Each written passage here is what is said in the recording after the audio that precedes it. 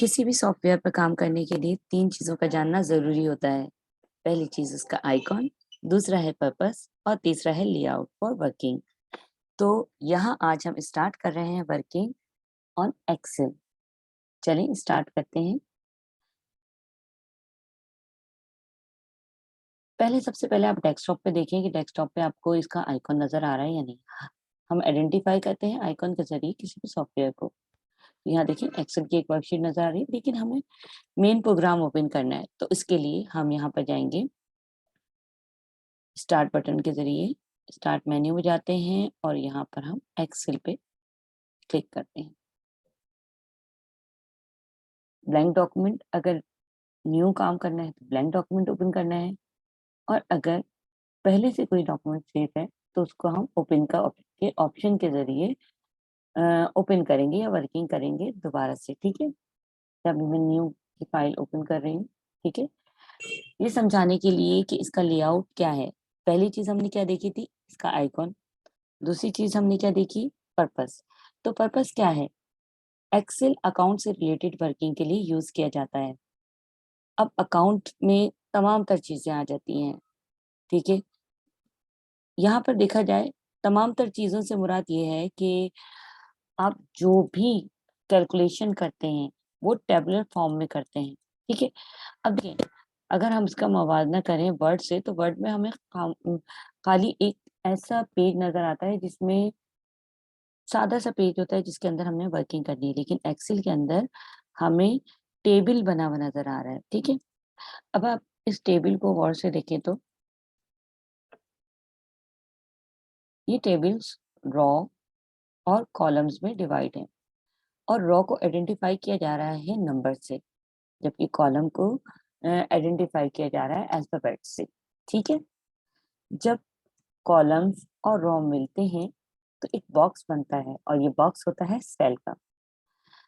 अब इस सेल को देखेंगे तो जिस जगह मेरा माउस यहाँ क्लिक कर रहा है या माउस पॉइंटर मौजूद है, वो एक बाउंड्री लाइन है। ठीक है, यानी कि बॉर्डर टाइप का बना हुआ है उस सेल के कॉर्नर पर, तो ये एक्टिव सेल कहलाएगा। ठीक है, और ये जो लाइट लाइंस हैं ये ग्रिड लाइन कहलाएंगी। अगर हम ऐसे ही प्रिंट आउट पेपर पे लेंगे तो ये ग्रिड लाइन हमें नजर नहीं आएगी, लेकिन वर्किंग के दौरान ये हमारे लिए हेल्पफुल होती है। हम आमतौर पे नंबर से नंबर को प्लस माइनस मल्टीप्लाई डिवाइड करते हैं, लेकिन यहाँ पर क्या है, यहाँ पर आप देख रहे हैं कि कॉलम और रॉ अल्फाबेट और नंबर के थ्रू जो है शो हो रही है, और जिस भी हम सेल पे मौजूद है उस सेल का एड्रेस यहाँ नजर आ रहा है। ठीक है, यानी D3 ये सेल का एड्रेस है। तो मतलब ये कि हम जो भी कैलकुलेशन करेंगे वो नंबर से प्लस माइनस मल्टीप्लाई डिवाइड नहीं करेंगे, बल्कि हम सेल को सेल से प्लस माइनस मल्टीप्लाई डिवाइड करेंगे। चलें, अब काम की आसानी के लिए हम यहाँ पर एक पहले से मौजूद फाइल को ओपन करते हैं।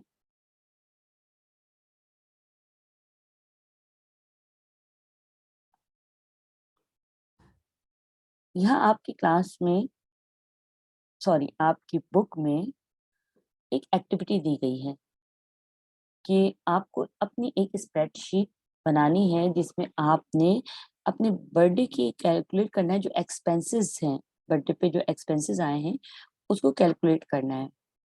तो आप कौन सा फॉर्मूला यूज करेंगे? तो इसके लिए सबसे पहले आपने टेक्स्ट टाइप करना है। टेक्स्ट टाइप इस तरह करेंगे कि यहाँ जिस भी सेल पे आप डबल क्लिक करेंगे तो वहां पर आप टाइपिंग कर सकते हैं। ठीक है, कैप्स लॉक ऑन करेंगे तो टेक्स्ट आपका कैपिटल लेटर में आएगा, कैप्स लॉक ऑफ होगा तो स्मॉल लेटर में। ठीक है, अच्छा जी, ऑलरेडी आप लोग माइक्रोसॉफ्ट वर्ड पे काम कर चुके हैं, तो अब एक्सेल में काम करना बहुत आसान होगा आपके लिए। यहाँ पर आपने इस तरह से शीट बना लेनी है।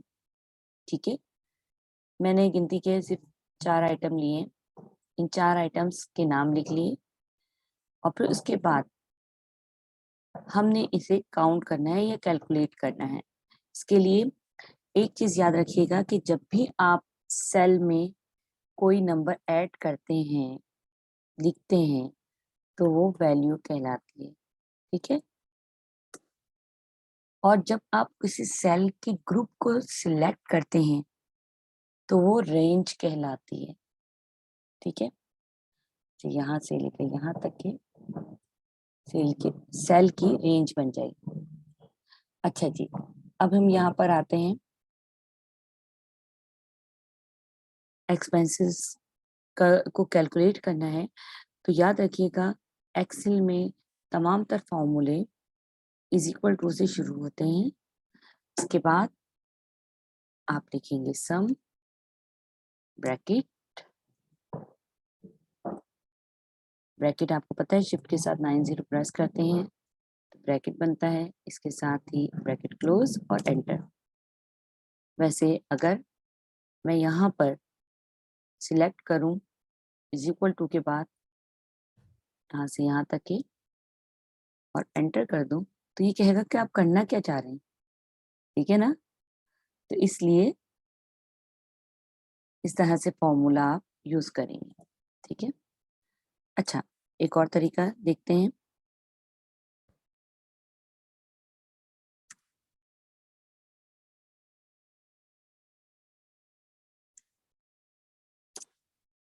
नहीं, अच्छा जी, तो इसका मतलब जो फॉर्मूला हमने यहाँ यूज किया है वो हमें फॉर्मूला बार में नजर आएगा, ठीक है? हम यहाँ सम का फॉर्मूला यूज कर रहे हैं और यहाँ पर ये फॉर्मूला दिखाई दे रहा है।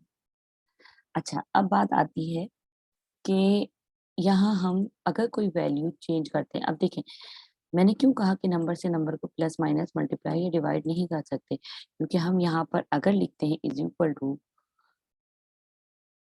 2 + 2 तो एंटर करने पर यहाँ 4 आ रहा है, सही है? अब यहाँ मैं लिखती हूँ 6 7, ठीक है? जब मैं इसको ड्रैग करूंगी या नीचे लेके जाऊंगी तो यहाँ पर ये 4 ही आ रहा है, यानी वो उसको कॉपी ही कर रहा है। अब हम जरा सा मुख्तलिफ कर लेते हैं, हम इसको कॉपी करके ये चीज को यहाँ पेस्ट करते हैं, ठीक है? अब यहाँ देखिए कंट्रोल डी से हम सिलेक्शन को खत्म कर देंगे। यहाँ देखिए is equal to first cell plus second cell enter, लिखेंगे इस तरीके से। अच्छा, एक और जरूरी बात, जब आप एक्सेल पे वर्क करते हैं तो यहाँ पर माउस या पॉइंटर की शेप को भी ध्यान में रखिएगा।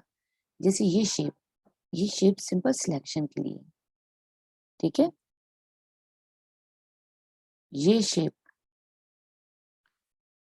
ऑटोफिल के लिए है, ठीक है?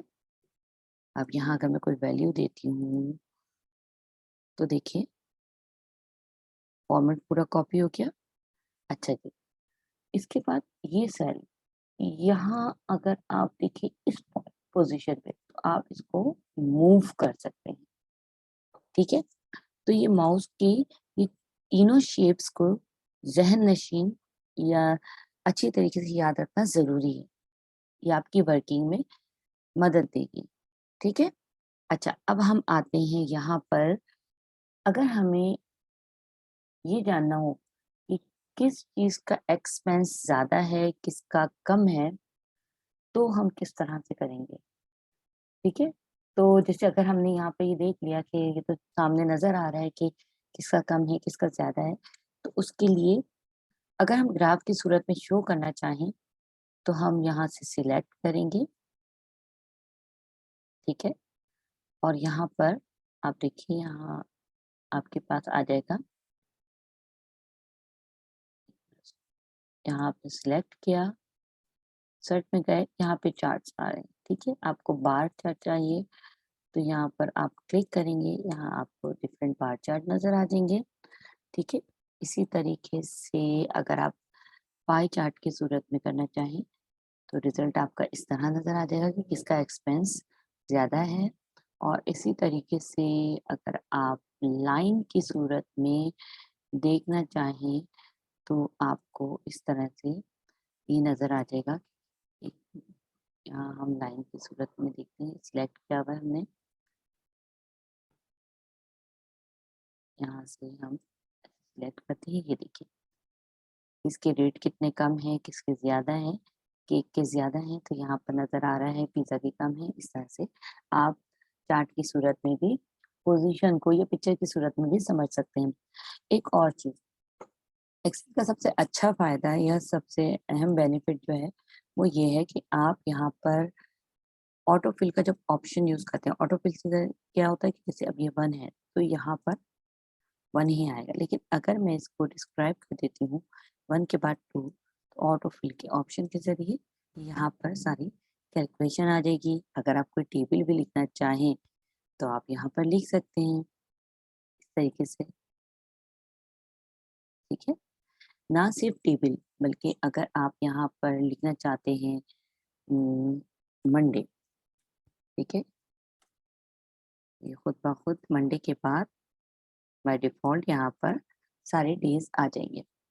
काम करने के दौरान कोई अगर आपको टैक्स जैसे यहाँ पर बॉक्स के अंदर ये कम आ रहा है लेकिन ये बड़ा है, तो ऐसी कंडीशन में आप यहाँ पे डबल क्लिक करेंगे, तो यहाँ कॉलम का साइज़ जो है बढ़ जाएगा। अच्छा, व्यू के लिए आप यहाँ से व्यू को कम ज़्यादा कर देंगे। इसमें आपके टेक्स्ट के साइज़ के ऊपर कोई फ़र्क नहीं पड़ेगा, ये देखने के लिए आसानी के लिए होता है, ठीक है? ज़ूम का ऑप्शन। लेकिन अगर आपको यहाँ साइज़ बड़ा-छोटा करना है, तो आप यहाँ से इसके साइज़ के यहाँ पर टूल बार जैसे हमने वर्ड में काम किया था, फ़ॉन्ट के ऑप्शन पे, इसी तरीके से यहाँ पर भी कर सकते हैं। अच्छा, अब ये सारी चीज़ें जो मैंने आपको समझाई हैं, इसका रिवीजन हो जाए, ठीक है? तो रिवीजन बेटा ये है कि यहाँ मैं आपको ये पिक्चर दिखा रही हूँ, ठीक है? अब आप मुझे इस पिक्चर के अकॉर्डिंग बताइए, टेस्ट आपका है ये कि